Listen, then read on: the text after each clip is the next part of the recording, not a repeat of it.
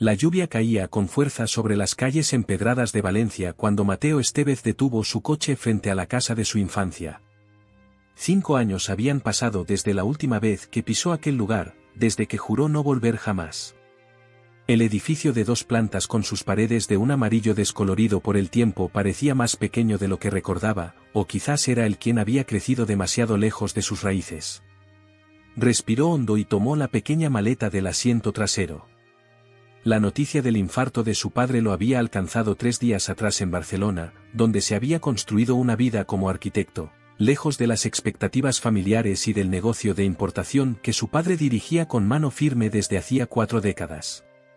Al empujar la vieja puerta de madera, el olor a café recién hecho y a canela le dio la bienvenida, trayendo consigo una oleada de recuerdos que creía olvidados. En la cocina, su hermana Carmen lavaba los platos con movimientos mecánicos. Ella, quien siempre cargó con el peso de quedarse, de cumplir con su parte mientras él perseguía sueños en otra ciudad. «Has venido», dijo Carmen sin voltearse, como si hubiera sentido su presencia. No era una pregunta ni un saludo, sino la simple constatación de un hecho que parecía sorprenderle. «¿Cómo está papá?», preguntó Mateo, dejando la maleta en el suelo. La incomodidad se asentó entre ellos como un viejo conocido. «Estable. Los médicos dicen que necesitará reposo absoluto durante meses». Carmen finalmente se volvió hacia él, secándose las manos en el delantal. Sus ojos, idénticos a los de su madre, lo estudiaron con una mezcla de resentimiento y alivio. «No esperaba que vinieras. Después de todo lo que dijiste la última vez». Mateo desvió la mirada hacia la ventana. El jardín trasero, antaño cuidado con esmero por su madre, ahora era un conjunto desordenado de arbustos y hierbajos que habían tomado el control. Como tantas otras cosas en aquella casa, había sido abandonado tras la muerte de ella. «¿Dónde está Lucía?», preguntó, refiriéndose a su sobrina de 6 años, la única persona de la familia que no estaba envuelta en el resentimiento que él y su padre habían cultivado durante años. «Con la vecina. Vendrá más tarde». Carmen sirvió 2 tazas de café y le ofreció una. «Papá preguntó por ti esta mañana». El silencio que siguió pesaba tanto como las palabras no dichas. Mateo sabía que debajo de esa simple afirmación había un mundo de reproches. Su padre, Antonio Estevez, el hombre que lo había desheredado cuando decidió estudiar arquitectura en lugar de unirse al negocio familiar, ahora preguntaba por él desde una cama de hospital. «Iré a verlo mañana», murmuró Mateo, dando un sorbo al café. Estaba demasiado dulce, justo como a Carmen le gustaba. «Mañana puede ser tarde, Mateo». La voz de su hermana tenía un filo que cortaba. «No viniste cuando mamá estaba muriendo. Llegaste para el funeral. ¿Quieres repetir la historia?». Las palabras golpearon a Mateo como una bofetada. Carmen siempre había sido directa, incapaz de endulzar la verdad por muy amarga que fuera. Esa era una de las razones por las que se había quedado, por las que había soportado los arrebatos de su padre, sus exigencias, su manera inflexible de ver el mundo. «No es lo mismo, Carmen». «Nunca es lo mismo para ti», respondió ella, apoyándose en la encimera. «Siempre tienes una excusa, un proyecto importante, una razón para estar lejos. Mientras tanto, yo he estado aquí, sosteniendo lo que queda de esta familia». En ese momento, la puerta principal se abrió y una niña de cabello oscuro y mejillas sonrosadas entró corriendo. Al ver a Mateo, sus ojos se iluminaron. «Tío Mateo», exclamó, lanzándose a sus brazos. Él la recibió con una sonrisa genuina, la primera desde que había regresado. «Lucía, cariño, estás empapada», observó Carmen, suavizando su tono. «Ve a cambiarte antes de que pilles un resfriado». La niña obedeció a regañadientes, no sin antes prometer a su tío que le mostraría sus dibujos más tarde. Cuando se marchó, el ambiente volvió a tensarse. «Se parece cada día más a ti», comentó Mateo. «Tiene tu tenacidad». Carmen esbozó una leve sonrisa que no alcanzó sus ojos. «Y tu talento para el dibujo. Le encanta crear mundos con lápices y papel, igual que tú a su edad». Esa noche, mientras cenaban en un silencio interrumpido solo por las preguntas entusiastas de Lucía, Mateo observó el retrato familiar que colgaba en la pared del comedor.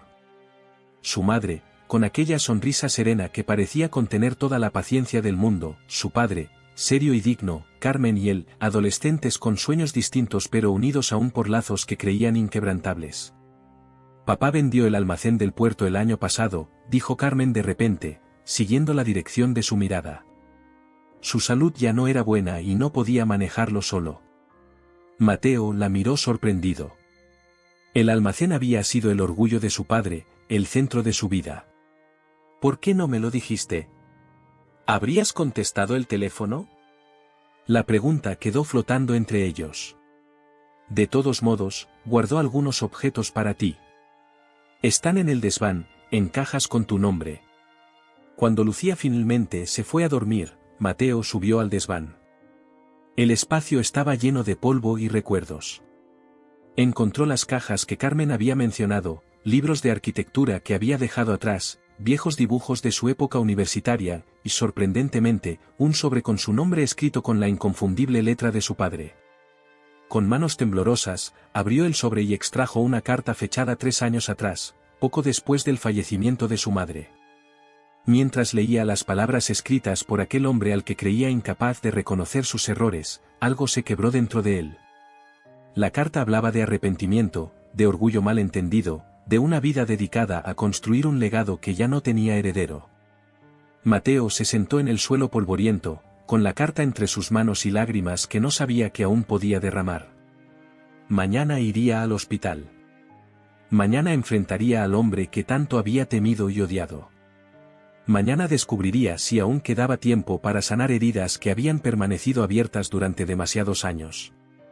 El Hospital Provincial San Juan de Dios era un edificio de principios del siglo pasado, con largos pasillos de mármol y un silencio solo interrumpido por el murmullo de conversaciones y el sonido de carritos médicos. Mateo caminaba despacio, con el peso de la carta en el bolsillo de su chaqueta. Carmen lo había acompañado hasta la entrada, pero decidió esperar en la cafetería. «Es algo que debes hacer solo», le había dicho con una mirada que mezclaba comprensión y advertencia.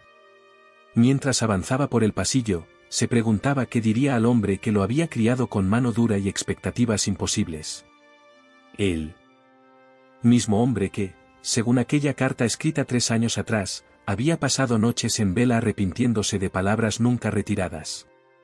La habitación 217 tenía la puerta entreabierta. Mateo respiró hondo y entró. Antonio Estevez parecía haber envejecido 20 años desde la última vez que lo vio. Su rostro, antes lleno de vigor y autoridad, ahora lucía pálido y demacrado. Tubos y monitores rodeaban la cama, recordándole a Mateo la fragilidad de aquel a quien siempre había considerado inquebrantable. «Papá», dijo con voz apenas audible. Antonio abrió los ojos lentamente. Por un momento, pareció confundido, como si no pudiera creer que su hijo estuviera realmente allí. Luego, una sombra de reconocimiento cruzó su rostro. «Has venido», murmuró con voz ronca. Las mismas palabras que Carmen había pronunciado el día anterior, pero esta vez cargadas de una emoción que Mateo no supo identificar. «Sí», respondió, acercándose a la cama. «¿Cómo te sientes?» Antonio intentó incorporarse, pero el dolor lo detuvo. Como un viejo al que el tiempo ha alcanzado finalmente, dijo con una débil sonrisa. «Siéntate, hijo. Hay mucho que necesito decirte». Mateo acercó una silla y se sentó junto a la cama. Durante unos minutos, ambos permanecieron en silencio, como si estuvieran reuniendo el valor necesario para navegar 5 años de ausencia y reproches. «Encontré tu carta», dijo finalmente Mateo. «¿Por qué no me la enviaste?» Antonio desvió la mirada hacia la ventana, donde la lluvia seguía cayendo. «Orgullo, supongo. El mismo orgullo que me impidió aceptar que tu camino no tenía que ser el mío». Hizo una pausa, como si cada palabra requiriera un esfuerzo sobrehumano. «Y miedo. Miedo a que la rechazaras, como yo rechacé tus sueños». Algo en la sinceridad de aquella confesión desarmó a Mateo. Había ensayado mentalmente este encuentro decenas de veces a lo largo de los años, imaginando reproches, exigiendo explicaciones. Pero nunca había contemplado la posibilidad de que su padre, el inflexible Antonio Estévez, pudiera admitir sus errores. Hay cosas que no sabes, Mateo, continuó Antonio. Cosas que debí contarte hace tiempo, pero el orgullo. Tosió, y el sonido pareció sacudir todo su cuerpo. El almacén no era solo un negocio para mí. Era la promesa que le hice a tu abuelo en su lecho de muerte. La promesa de mantener vivo su legado, de asegurar el futuro de nuestra familia. Ese era tu sueño, papá, no el mío, respondió Mateo, intentando controlar el tono de su voz. Nunca entendiste que yo necesitaba construir mi propio camino. Lo entendía mejor de lo que crees, dijo Antonio, sorprendiéndolo. Yo también tuve sueños diferentes una vez. Quería estudiar derecho, defender causas importantes. Una sonrisa triste se dibujó en su rostro. Pero mi padre enfermó, y el negocio familiar necesitaba un heredero.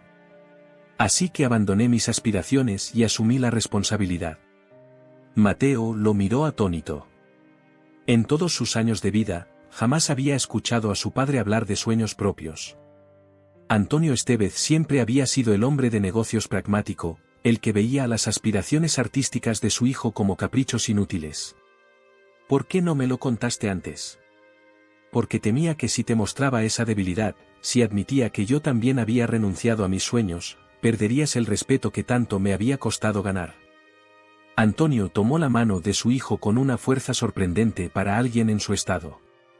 Y luego, cuando decidiste irte, cuando elegiste la arquitectura sobre el negocio familiar, parte de mí te admiró. Tuviste el valor que a mí me faltó. Aquella revelación golpeó a Mateo como una ola. Todos esos años de resentimiento, de creer que su padre lo despreciaba por sus elecciones, cuando en realidad. El día que te fuiste, continuó Antonio, rompí un marco con tu fotografía.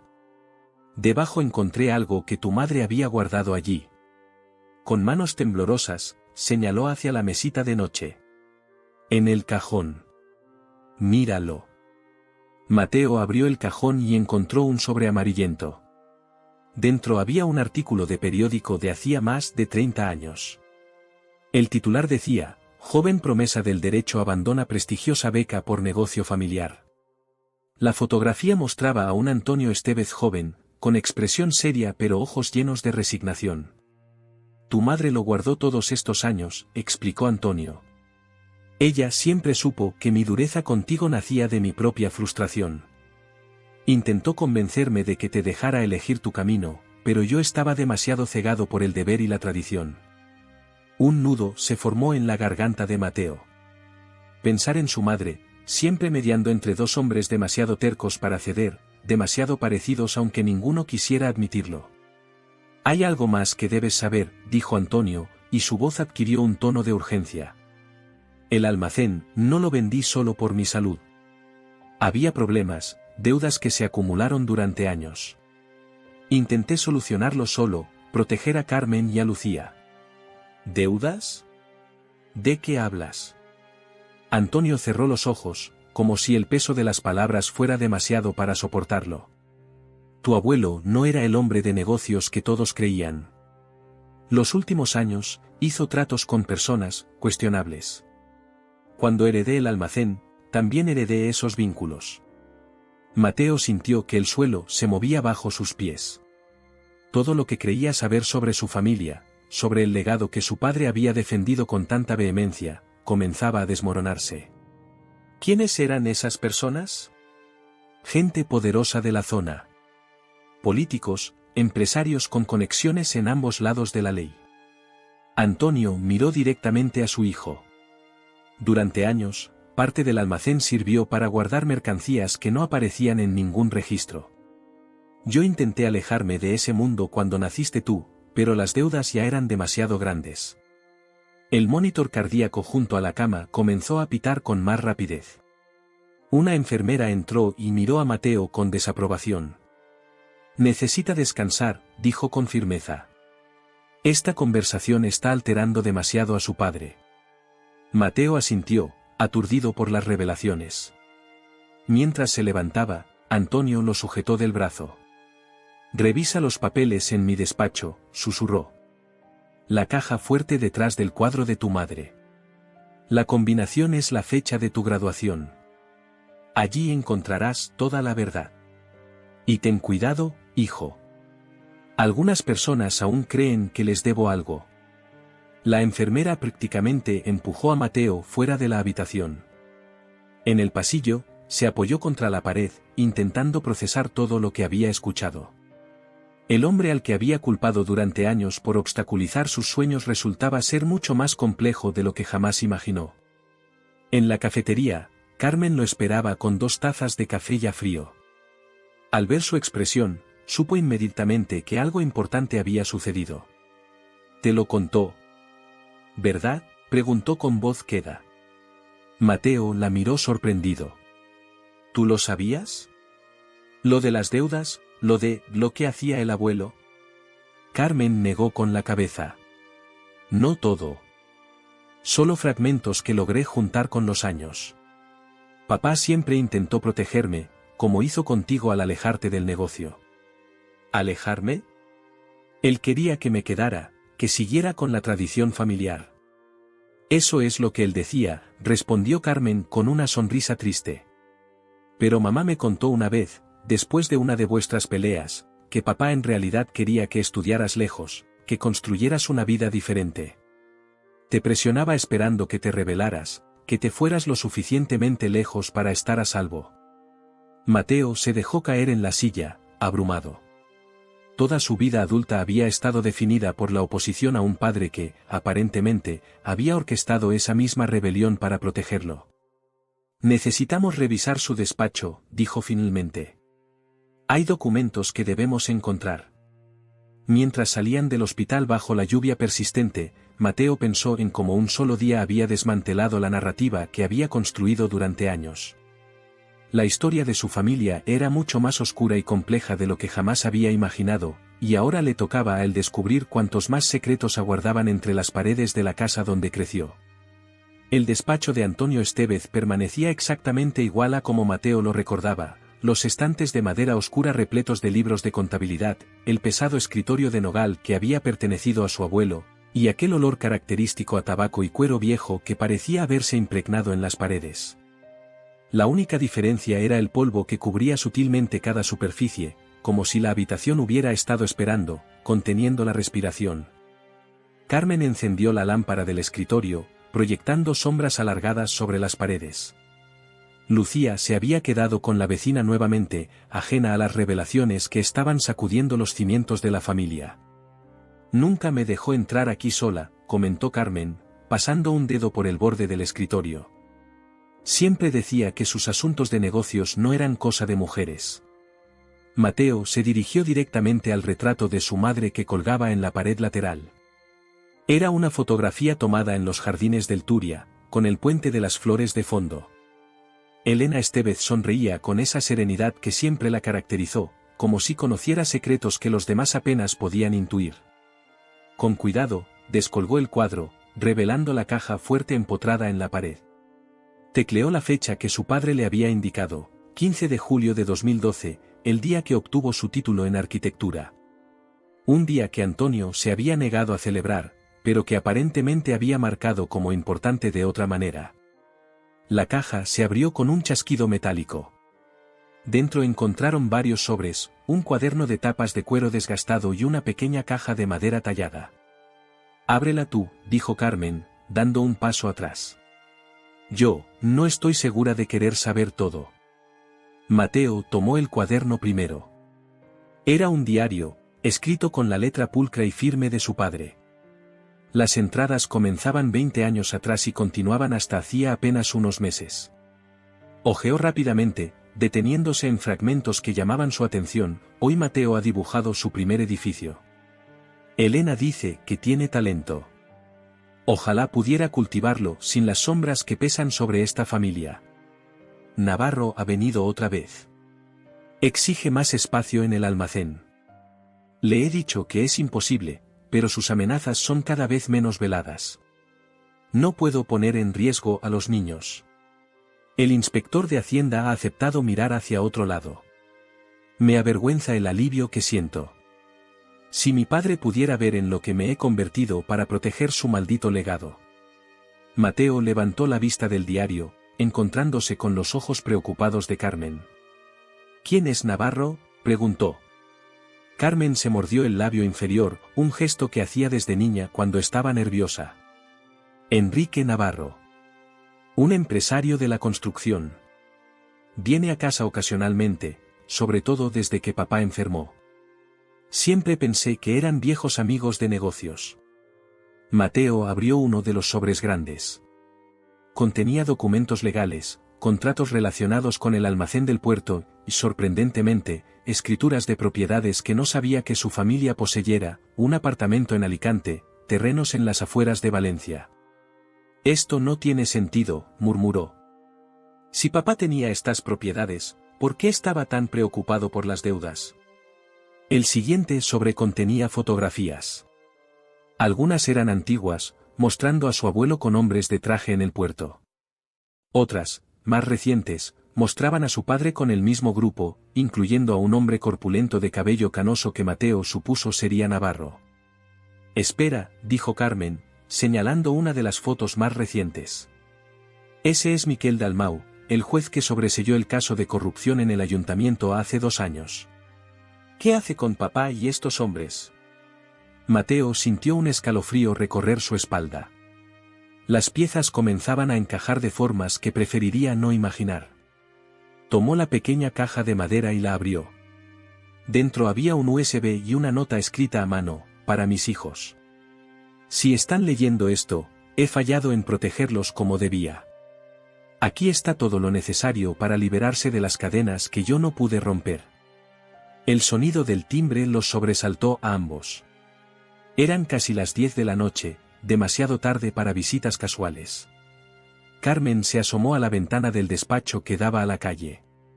Es Navarro, susurró, palideciendo. Y no viene solo. Mateo actuó rápidamente, guardando el USB en su bolsillo y devolviendo el resto de documentos a la caja fuerte. No le digas que estoy aquí, indicó mientras cerraba el panel y volvía a colgar el retrato. Quiero escuchar lo que tiene que decir sin que sepa que he vuelto. Carmen asintió y salió del despacho, cerrando la puerta tras ella. Mateo se ocultó tras la pesada cortina de terciopelo, dejando una pequeña abertura desde donde podía ver parte del vestíbulo. Escuchó la puerta principal abrirse y la voz grave de un hombre llenar el espacio. Carmen, querida, siento la hora. El tono era cordial, pero con un matiz autoritario que erizó la piel de Mateo. Pasaba por aquí y pensé en hacerte una visita. ¿Cómo está tu padre? Estable, señor Navarro. Gracias por preguntar. La voz de Carmen sonaba tensa, demasiado formal. He oído que tu hermano ha regresado. Hubo un breve silencio. Mateo contuvo la respiración. ¿Quién se lo ha dicho?, preguntó finalmente Carmen, con cautela. Una risa áspera precedió a la respuesta. Valencia es una ciudad pequeña para algunos asuntos, Carmen. ¿Dónde está? Hay temas pendientes que tu padre y yo dejamos sin resolver, y ahora que él está indispuesto, necesito hablar con su hijo. Mateo no sabe nada de los negocios de papá. Se marchó hace años. Precisamente por eso me interesa hablar con él. Para ponerlo al día sobre sus responsabilidades familiares. Desde su escondite, Mateo vio cómo Navarro avanzaba por el vestíbulo como si la casa le perteneciera. Detrás de él, 2 hombres con trajes oscuros permanecían cerca de la puerta, silenciosos pero vigilantes. Mi padre vendió el almacén, insistió Carmen. Ya no hay negocios que discutir. Navarro se detuvo frente a una fotografía familiar que colgaba en la pared. El almacén era solo una parte de nuestro acuerdo. Tu padre sabía perfectamente que hay deudas que no se saldan simplemente vendiendo propiedades. Algo en la manera en que aquel hombre miraba la fotografía, en cómo sus dedos rozaron el rostro de Carmen en la imagen, hizo que Mateo sintiera una ira creciente. Mi hermano se marchará mañana, dijo Carmen con voz firme. Solo ha venido por el estado de salud de papá. No lo creo, respondió Navarro, girándose para mirarla directamente. Su sonrisa no alcanzaba sus ojos. Antonio habrá querido asegurarse de que su hijo entienda la situación. Es un hombre previsor, siempre lo ha sido. Dio un paso hacia Carmen, invadiendo su espacio personal. Si tu hermano no quiere hablar conmigo por las buenas, tendré que buscar otros medios para hacerle entender la importancia de mantener nuestros acuerdos familiares. El movimiento fue tan rápido que Mateo apenas tuvo tiempo de reaccionar. En un instante, Navarro había sujetado el brazo de Carmen con fuerza, mientras su voz descendía a un susurro amenazador. Y sería una lástima que la pequeña Lucía creciera sin su madre, ¿no crees? Mateo salió de su escondite sin pensarlo dos veces, cruzando el vestíbulo en pocas zancadas. Suéltala ahora mismo, exigió, con una calma que no reflejaba la tempestad en su interior. Navarro se volvió hacia él, genuinamente sorprendido. Soltó a Carmen y compuso rápidamente una sonrisa conciliadora. Mateo Estevez. El arquitecto exitoso que abandonó el negocio familiar. Por fin nos conocemos. Los dos hombres en la puerta dieron un paso adelante, pero Navarro los detuvo con un gesto. No sean maleducados. Estamos en una reunión familiar. Mateo se colocó instintivamente entre Carmen y aquel hombre. No sé qué clase de negocios tenía con mi padre, pero se acabaron. Si tiene algún asunto legal que tratar, hágalo a través de nuestros abogados. La sonrisa de Navarro se ensanchó, mostrando dientes perfectamente blancos que contrastaban con su piel bronceada. ¿Legal? ¿Qué concepto tan flexible? Tu padre entendía perfectamente que hay asuntos que existen en zonas grises. Es una lástima que no te transmitiera esa sabiduría antes de marcharte. Mi padre está en el hospital, recuperándose de un infarto, replicó Mateo, luchando por mantener el control. Cualquier conversación puede esperar. Por supuesto, concedió Navarro con falsa amabilidad. La familia es lo primero, siempre lo he dicho. Pero te sugiero que revises bien los papeles que Antonio debe haberte dejado. Especialmente aquellos relacionados con las propiedades en Alicante. Mateo mantuvo su expresión neutra, aunque la mención de Alicante confirmaba sus sospechas de que Navarro sabía exactamente qué había en la caja fuerte. Te daré 3 días, continuó Navarro, ajustándose el puño de la camisa con estudiada elegancia. Tiempo suficiente para entender tu situación y tomar decisiones sensatas. Después, volveré y espero una conversación más productiva. Se dirigió hacia la puerta, seguido por sus hombres. Antes de salir, se volvió una última vez. Dale recuerdos a tu padre. Dile que sus amigos lo extrañan en las reuniones de los jueves. Cuando la puerta se cerró, Carmen se desplomó en una silla. ¿Qué vamos a hacer?, murmuró, con lágrimas contenidas en los ojos. Ese hombre lleva años presionando a papá. Desde que mamá murió, se volvió más agresivo, como si supiera que papá había perdido su ancla. Mateo se sentó frente a ella, tomando sus manos entre las suyas. ¿Por qué nunca me lo dijiste? Todos estos años. Papá me hizo prometer que nunca te involucraría, respondió ella, con la voz quebrada. Decía que lo único bueno que había hecho como padre era mantenerte alejado de todo esto. Y yo quería creer que podíamos manejarlo, que eventualmente Navarro y sus socios se cansarían. Mateo sacó el USB de su bolsillo. Necesitamos saber exactamente a qué nos enfrentamos. Y luego, vamos a acabar con esto, Carmen. No permitiré que ese hombre vuelva a amenazarte a ti o a Lucía. Mientras conectaban el USB a la computadora del despacho, Mateo sintió que estaba cruzando un umbral hacia un mundo que su padre había intentado ocultarle toda su vida. El pasado y el presente colisionaban, y en el centro de esa tormenta estaba su familia, rota, secreta, pero todavía unida por lazos más fuertes que el resentimiento y la distancia. La pantalla se iluminó, mostrando carpetas organizadas meticulosamente con fechas y nombres. El primero que captó su atención fue Navarro, evidencias. Al abrirlo, comenzaron a entender la verdadera naturaleza del infierno en el que su padre había estado viviendo durante décadas. La madrugada encontró a los hermanos Estevez rodeados de documentos esparcidos sobre la mesa del comedor. El contenido del USB resultó ser mucho más extenso y perturbador de lo que habían imaginado: registros detallados de operaciones financieras irregulares, fotografías tomadas con disimulo en reuniones privadas, grabaciones de audio etiquetadas meticulosamente con fechas y nombres. Papá era más astuto de lo que pensábamos, murmuró Carmen, pasando las páginas de un informe que detallaba transferencias millonarias a cuentas en Andorra. Todo este tiempo no solo estaba cediendo ante Navarro, estaba recopilando pruebas contra él. Mateo asintió, con los ojos enrojecidos por el cansancio y la tensión. En las últimas horas, había descubierto una versión de su padre que jamás habría imaginado: un hombre atrapado en una red de corrupción que había intentado proteger a su familia alejándolos de ese mundo, mientras simultáneamente construía un caso contra quienes lo tenían sometido. Mira esto, dijo, señalando una carpeta marcada como Terrenos del Cabanyal. Navarro y sus socios han estado comprando propiedades a través de testaferros en ese barrio durante los últimos 5 años.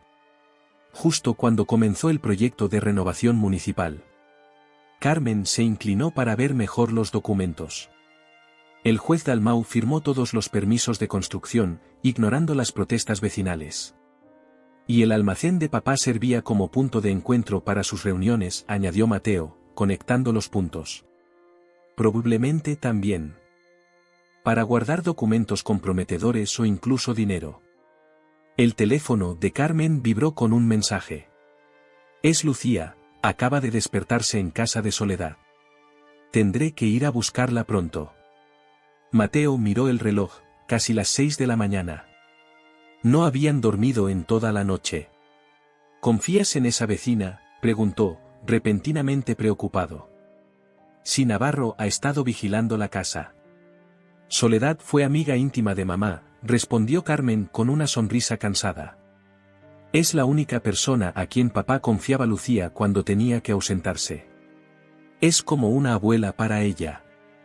Mateo asintió, sintiendo una nueva oleada de culpabilidad. Todos estos años, mientras él construía su carrera en Barcelona, Carmen había estado soportando no solo el cuidado de su padre enfermo y de Lucía, sino también la amenaza constante de hombres como Navarro. Necesito hablar con papá, dijo, recogiendo algunas de las pruebas más contundentes. Él debe saber que hemos encontrado esto. Quizás tenga alguna indicación sobre qué hacer ahora. Carmen lo miró con preocupación. ¿Estás seguro? Su estado es delicado. Precisamente por eso, replicó Mateo. Si ocurre algo, necesitamos toda la información posible. Mientras Carmen fue a buscar a Lucía, Mateo se dirigió al hospital. La mañana de Valencia se desperezaba entre los edificios, con el sol tiñendo de naranja las fachadas modernistas del centro. En otras circunstancias, habría disfrutado del paseo, redescubriendo los rincones de la ciudad que había abandonado. Ahora, cada sombra parecía ocultar un potencial vigilante, cada desconocido que lo miraba demasiado tiempo despertaba sus sospechas. En el hospital, Antonio parecía haber mejorado ligeramente. Estaba incorporado en la cama, con mejor color y más alerta. Al ver entrar a su hijo, sus ojos se iluminaron brevemente antes de nublarse con preocupación. Navarro estuvo en casa anoche, dijo Mateo sin preámbulos, acercándose a la cama. Antonio cerró los ojos, como si aquellas palabras confirmaran sus peores temores. ¿Amenazó a Carmen? Sí, respondió Mateo, controlando su ira. Y mencionó a Lucía. ¿Qué clase de monstruo amenaza a una niña de 6 años, papá? El tipo de monstruo con el que he estado lidiando desde que tenía tu edad, suspiró Antonio. ¿Encontraste el USB? Mateo asintió, mostrándole algunos de los documentos que había traído. Has estado recopilando pruebas contra ellos durante años. ¿Por qué no acudiste a la policía? Antonio esbozó una sonrisa amarga. ¿A quién crees que acudir? ¿Al comisario Ferrer, que recibe pagos mensuales de Navarro? ¿A la Guardia Civil, cuyo capitán en Valencia juega al golf con Dalmau todos los domingos? Hizo una pausa para recuperar el aliento. Este no es un grupo de delincuentes comunes, Mateo. Son personas respetables, pilares de la comunidad. Tienen fotos en las recepciones del ayuntamiento, sus esposas organizan galas benéficas. Pero las pruebas.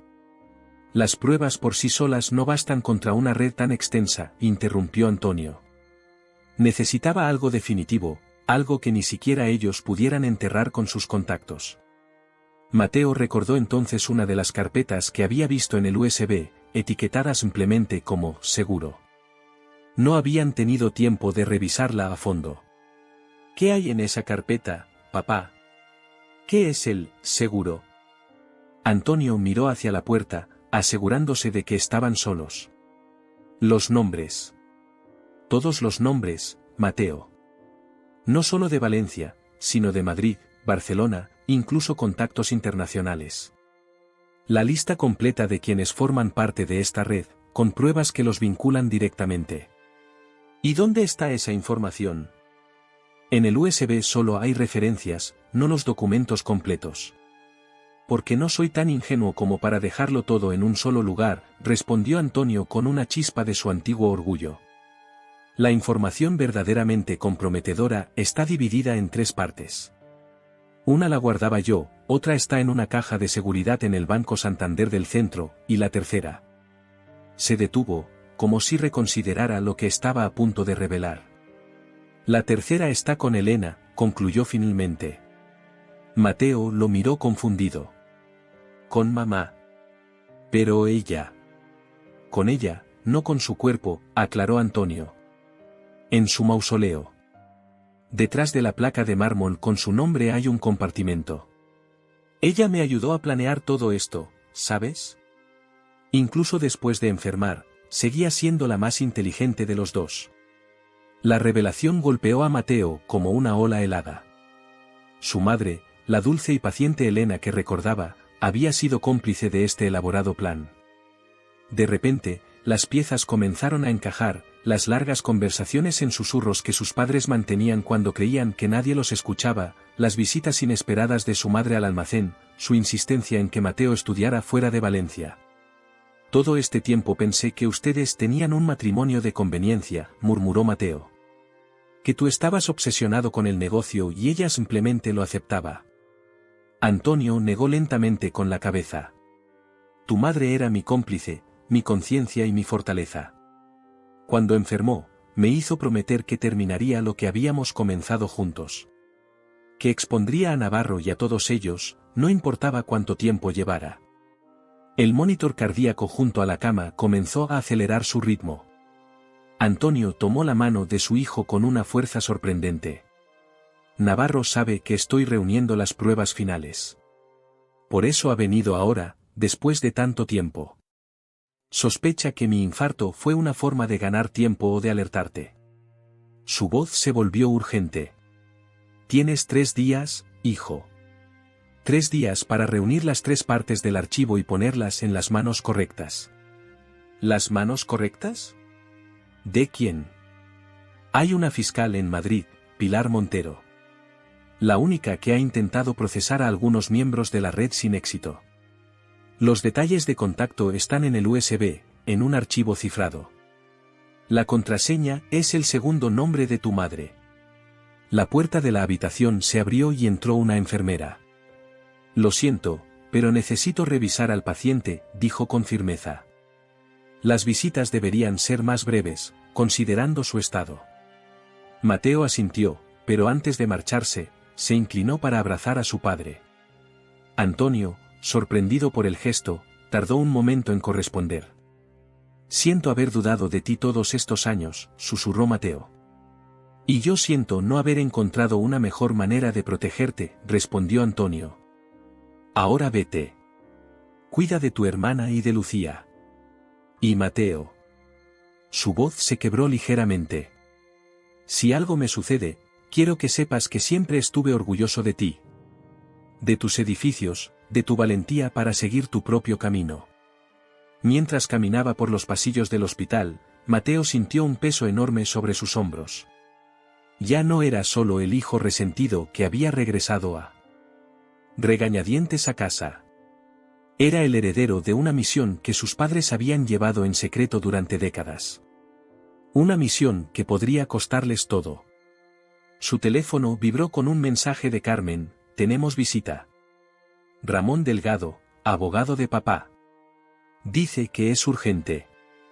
Mateo aceleró el paso. El tiempo, como bien había dicho su padre, se estaba agotando. Ramón Delgado resultó ser un hombre menudo de unos 60 años, con gafas de montura fina y una expresión perpetuamente preocupada. Cuando Mateo llegó a casa, lo encontró sentado en el salón junto a Carmen y Lucía, compartiendo galletas y cuentos que hacían reír a la niña. «Así que tú eres el famoso arquitecto», dijo Delgado, levantándose para estrechar su mano.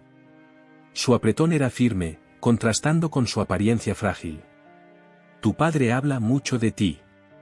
«Me sorprende», respondió Mateo con cierta ironía.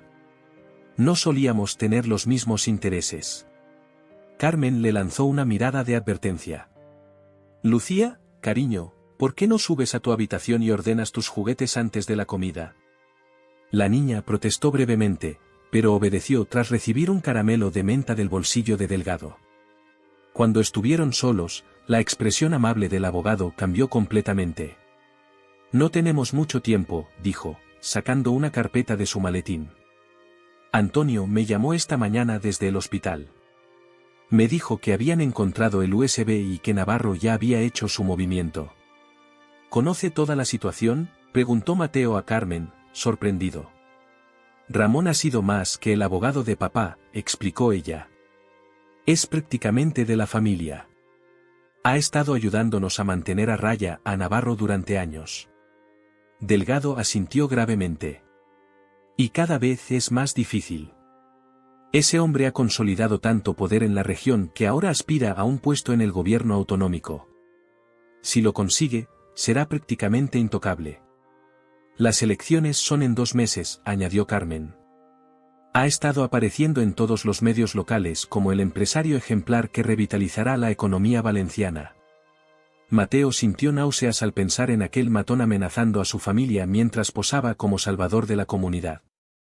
«Mi padre mencionó 3 partes de un archivo. Dijo que era crucial reunirlas todas». Delgado abrió su carpeta y les mostró algunos documentos. «Esto es lo que sé. La primera parte está en el despacho de Antonio, oculta en el ejemplar de Don Quijote que tiene en su estantería. Es una edición especial, hueca por dentro».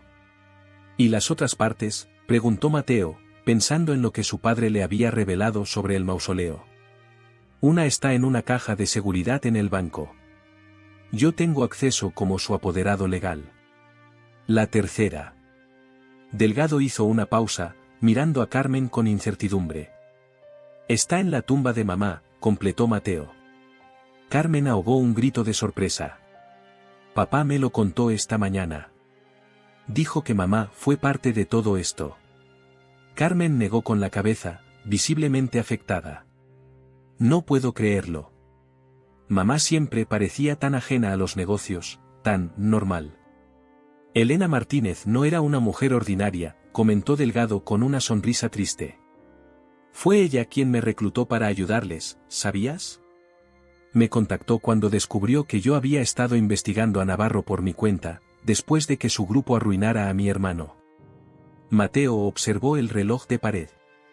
El tiempo corría inexorablemente. «Tenemos que movernos ya». «¿Cuál es el plan?». Delgado desplegó un mapa de la ciudad sobre la mesa. «Nos dividiremos. Yo iré al banco esta misma tarde, tengo una excusa legítima para acceder a la caja fuerte. Ustedes 2 deberían separarse también. Uno al cementerio, otro al despacho». Carmen miró hacia la escalera, preocupada. «¿Y Lucía?». «No puedo dejarla sola, no con Navarro vigilando la casa. Mi asistente, Claudia, puede recogerla y llevarla a mi casa de campo en Requena», ofreció Delgado. «Mi esposa estará allí. Es el lugar más seguro, Navarro ni siquiera sabe que tengo propiedades fuera de Valencia». Después de organizar los detalles, decidieron que Carmen iría al cementerio, pues visitaba regularmente la tumba de su madre y no levantaría sospechas. Mateo se quedaría en casa para buscar el libro y digitalizar su contenido. Después, ambos se reunirían con Delgado en un pequeño café del barrio del Carmen, lejos de sus rutas habituales. Mientras Carmen se preparaba para salir, Mateo subió al dormitorio de Lucía para ayudarla a preparar una pequeña maleta. «¿Vamos de vacaciones, tío Mateo?», preguntó la niña con entusiasmo mientras seleccionaba qué muñecos quería llevar. «Algo así», respondió él, intentando sonar relajado. «Vas a pasar unos días en el campo con la señora Delgado. Tiene un perro grande y muy simpático». Los ojos de Lucía se iluminaron.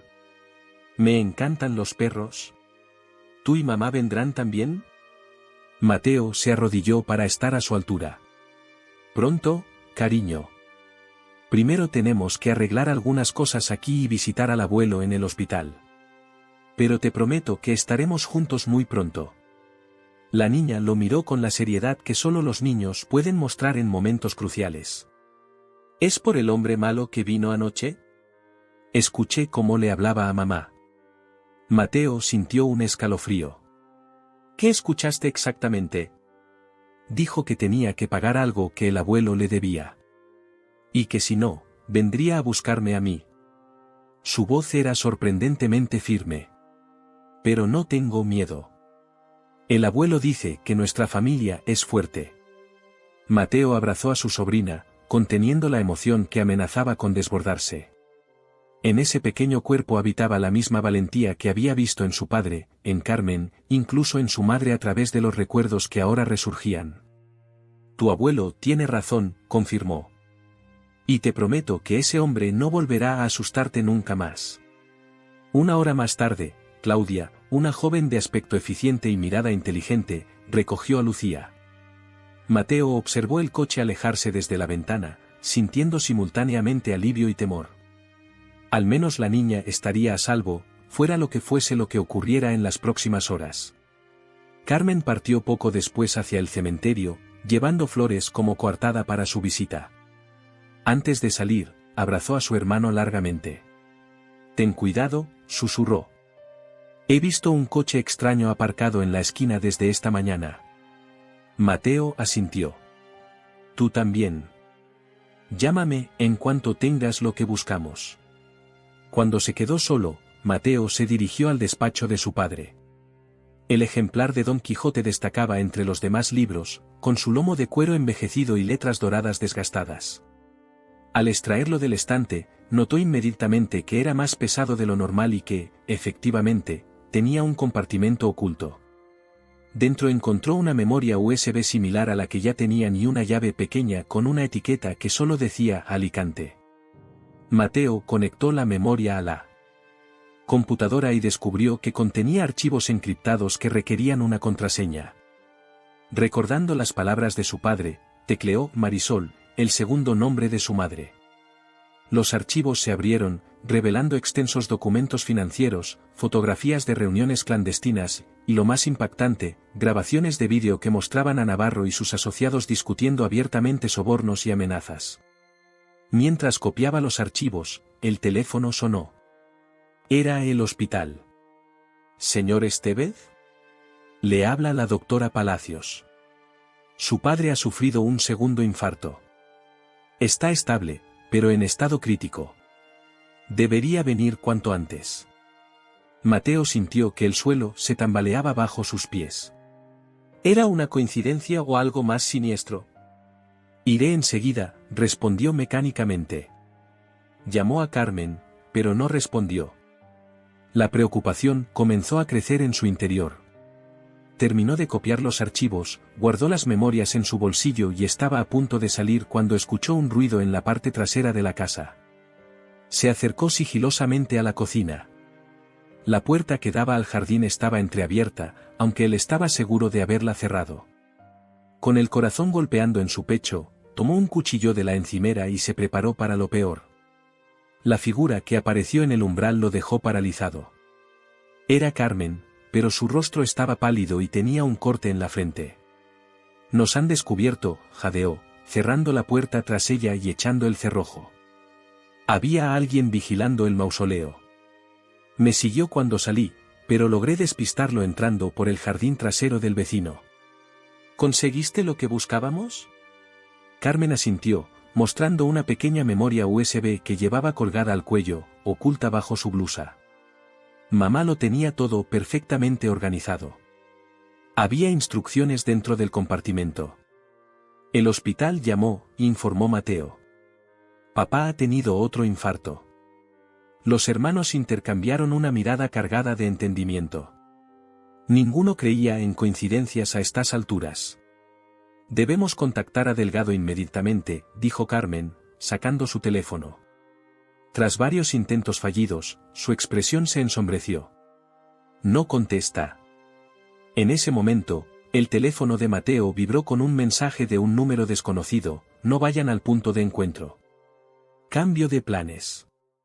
Nos vemos en la estación de Joaquín Sorolla en 1 hora. Tren a Madrid. ¿Crees que es realmente él?, susurró Carmen, mirando el mensaje por encima del hombro de su hermano. No lo sé, admitió Mateo. Pero no podemos quedarnos aquí. Si Navarro ha interceptado a Delgado. Un ruido en la puerta principal los interrumpió. Alguien intentaba forzar la cerradura. Sin mediar palabra, ambos recogieron lo esencial y salieron por la puerta trasera, perdiéndose en el laberinto de callejuelas del viejo barrio valenciano.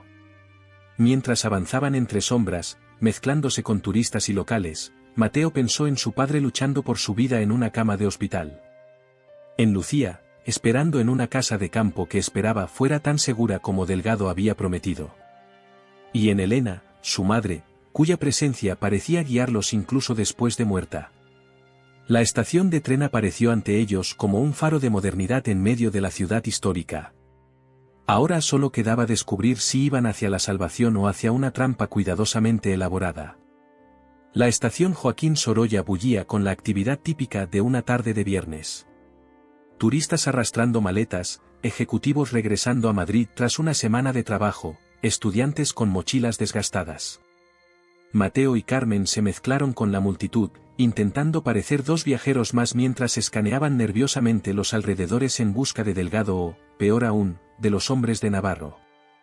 Allí, murmuró Carmen, señalando discretamente hacia un kiosco de prensa. Una mujer joven con gafas de sol y pelo recogido en un moño ajustado hojeaba distraídamente una revista. Al verlos, dejó la publicación y caminó hacia la plataforma 5. Claudia, susurró Mateo cuando se acercaron. La asistente de Delgado asintió casi imperceptiblemente. Síganme a distancia, indicó sin mirarlos directamente. No hablen conmigo hasta que estemos en el tren. Los hermanos obedecieron, manteniendo varios metros de separación mientras avanzaban por el andén. El tren de alta velocidad a Madrid ya estaba en la plataforma, con pasajeros subiendo ordenadamente. Claudia entró en el vagón 8 y ellos la siguieron poco después, encontrándola al final del pasillo, frente a un compartimento privado. Ramón está dentro, dijo, abriendo la puerta para ellos. Tenemos poco tiempo. Efectivamente, Delgado los esperaba en el compartimento, pero su aspecto hizo que Carmen ahogara un grito. Tenía el labio partido y un moretón formándose alrededor del ojo izquierdo.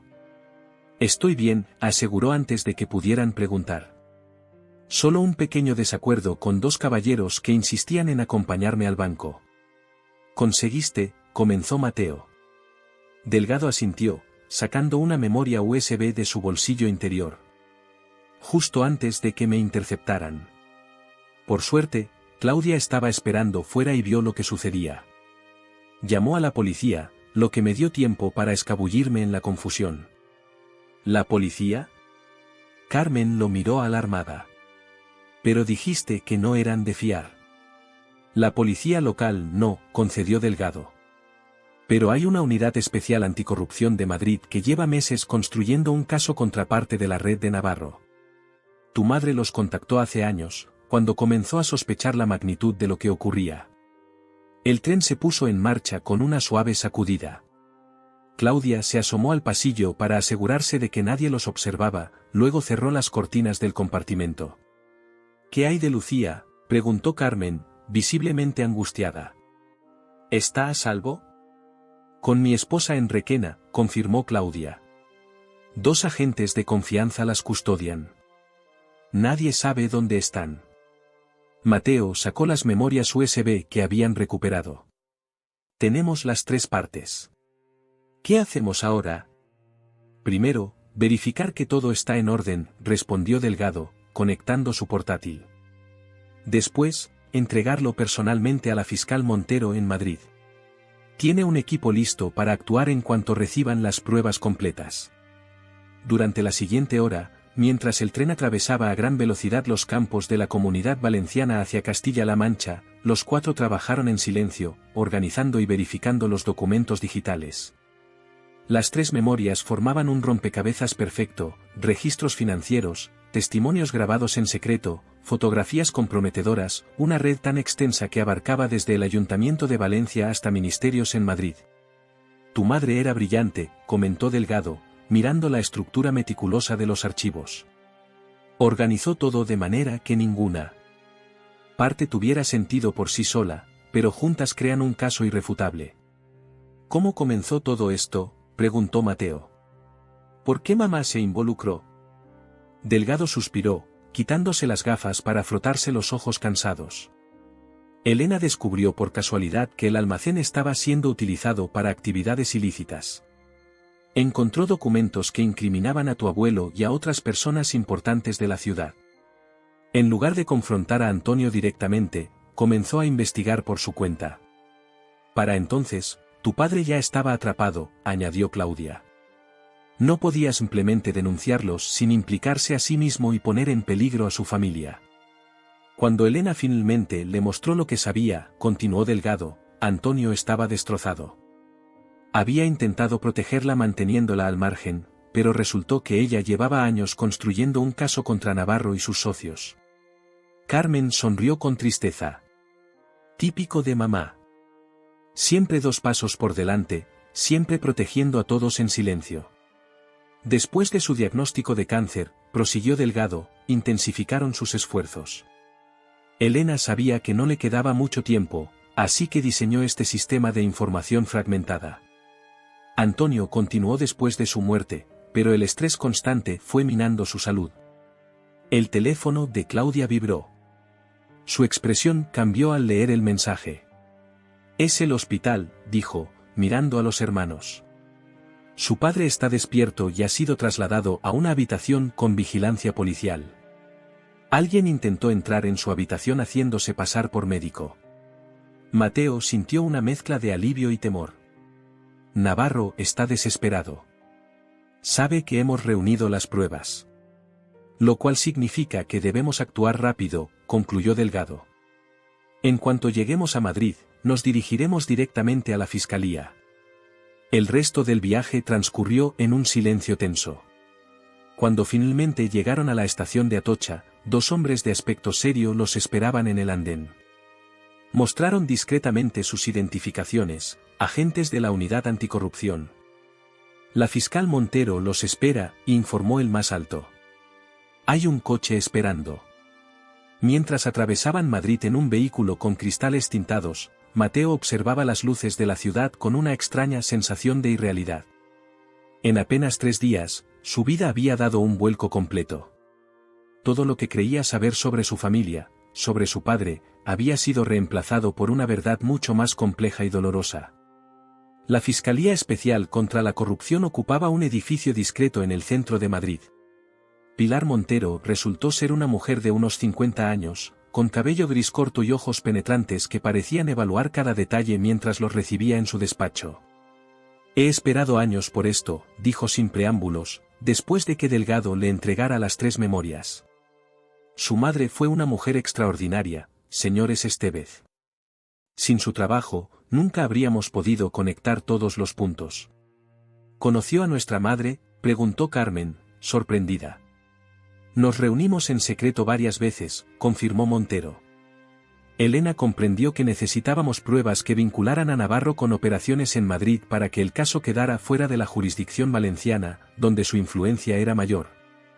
Durante las siguientes horas, los técnicos informáticos trabajaron con los archivos mientras los hermanos proporcionaban declaraciones detalladas. A medianoche, la fiscal anunció que tenían suficiente para actuar. Mañana a primera hora comenzarán los arrestos simultáneos en Valencia, Madrid y Barcelona, informó. 17 objetivos en total, incluyendo a Navarro y al juez Dalmau. Sus declaraciones serán fundamentales en el juicio, pero por ahora, necesitan protección. Les ofrecieron alojamiento en un piso seguro en Madrid. Mientras Carmen llamaba a Claudia para informarse sobre Lucía, Mateo contactó con el hospital en Valencia. Antonio estaba estable y bajo vigilancia constante. El médico le aseguró que nadie sin autorización podría acercarse a él. Aquella noche, a pesar del agotamiento, Mateo no pudo dormir. Se sentó junto a la ventana del apartamento, contemplando el perfil nocturno de Madrid y reflexionando sobre todo lo ocurrido. Pensó en su padre, luchando por su vida en un hospital mientras la red que lo había mantenido cautivo durante décadas comenzaba a desmoronarse. En su madre, cuya fuerza silenciosa había puesto en marcha una operación de años para proteger a su familia y hacer justicia. En Carmen, que había soportado la presión y las amenazas sin nunca perder la esperanza. Y pensó en sí mismo, en el resentimiento que había alimentado durante tanto tiempo, en las acusaciones lanzadas contra un padre al que nunca había intentado comprender realmente. El amanecer lo encontró todavía despierto cuando su teléfono sonó. Era Delgado. Ha comenzado, anunció. Navarro fue arrestado hace 20 minutos en su casa de la Malvarrosa. El juez Dalmau cuando salía de su apartamento en Madrid. Las noticias se extenderán como la pólvora en cuanto abran los informativos matinales. ¿Y mi padre?, preguntó Mateo. ¿Cómo afectará esto a su situación legal? La fiscal Montero ha acordado inmunidad parcial a cambio de su cooperación, explicó Delgado. Tendrá que declarar, por supuesto, y habrá consecuencias por su participación, aunque fuera bajo coacción. Pero considerando las circunstancias y las pruebas que ayudó a recopilar durante años, confío en que el proceso será justo. 2 días después, cuando los titulares de todos los periódicos nacionales detallaban la mayor operación anticorrupción de la década, Mateo y Carmen regresaron a Valencia. Lucía los esperaba en el hospital, donde Antonio había sido trasladado a una habitación normal tras mostrar mejoras significativas. La niña corrió hacia ellos en cuanto los vio aparecer por el pasillo. Carmen la alzó en brazos, cubriéndola de besos, mientras Mateo observaba la escena con una mezcla de alivio y gratitud. Por primera vez en años, la amenaza que había pendido sobre su familia como una espada invisible se había disipado. En la habitación, Antonio estaba sentado en la cama, con mejor aspecto del que Mateo recordaba haberle visto en años. Al verlos entrar, sus ojos se iluminaron con una emoción que no intentó disimular. «Lo han conseguido», dijo con voz quebrada. Elena estaría tan orgullosa. Carmen se sentó junto a la cama, tomando la mano de su padre. Ella siempre supo que lo lograríamos. Tal vez por eso lo planificó todo con tanta precisión. ¿Y ahora qué?, preguntó Antonio, mirando especialmente a Mateo. Ahora reconstruimos, respondió él simplemente. Como familia. Mientras Lucía trepaba a la cama para mostrar a su abuelo los dibujos que había hecho durante su aventura en Requena, Mateo se acercó a la ventana. La Valencia que se extendía más allá del cristal parecía diferente ahora, liberada de una oscuridad que pocos habían podido ver pero que había afectado a todos. Sacó de su bolsillo la fotografía familiar que había tomado del despacho de su padre antes de huir. La imagen mostraba a los 4, unidos y sonrientes, en un tiempo anterior a las sospechas y los secretos. O quizás esos secretos ya existían entonces, ocultos tras las sonrisas, pero junto a ellos también estaba la determinación de una familia dispuesta a luchar por la verdad, cada uno a su manera. ¿En qué piensas?, preguntó Carmen, acercándose a él mientras Antonio y Lucía conversaban animadamente. En que necesitamos uno nuevo, respondió Mateo, señalando la fotografía. Uno que capture quiénes somos ahora, después de todo lo ocurrido. Carmen sonrió, apoyando la cabeza en el hombro de su hermano. Me gusta cómo suena eso. Un nuevo comienzo, con toda la verdad sobre la mesa. Y sin miedo, añadió Mateo, abrazándola. A través de la ventana, el sol de Valencia bañaba la ciudad con una luz dorada que parecía prometerles exactamente eso, un nuevo amanecer para los Estevez, fundamentado no en secretos ni en apariencias, sino en la verdad que habían luchado tan duramente por desenterrar.